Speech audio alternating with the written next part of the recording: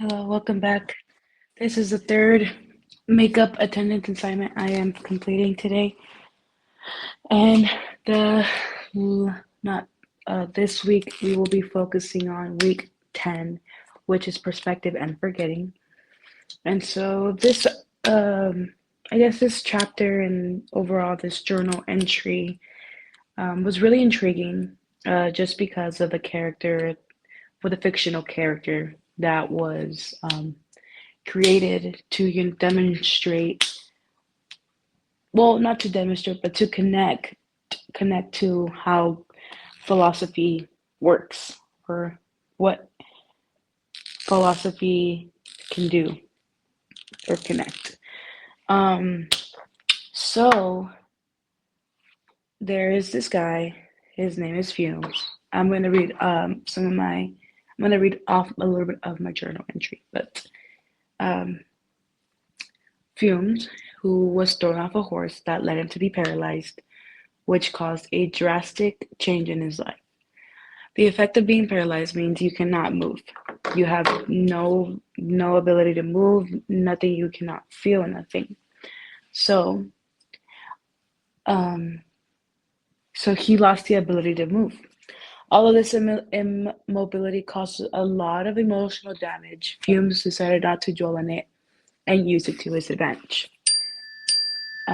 Throughout that, whole thing of happening, Fumes, was on a wheelchair, and even though he, like I said, lost the ability to move, he didn't let this drag him down. He actually was like, you know what? Like, let me use this to focus on something that I wasn't able to do before because I had everything.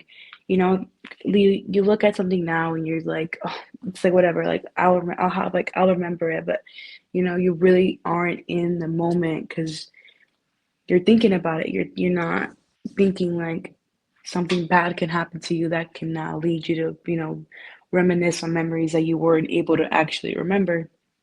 So that's what Fumes did. Fumes started taking everything very personal and started looking at things extra because he wanted to like really dive deep into what was surrounding him, because I mean that's all he had. He had his memory, and he had the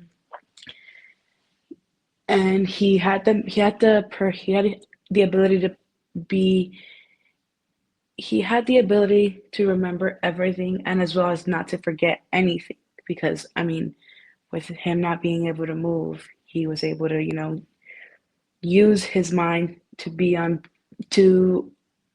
open to being able to remember and have a good memory without dwelling on what happened to him.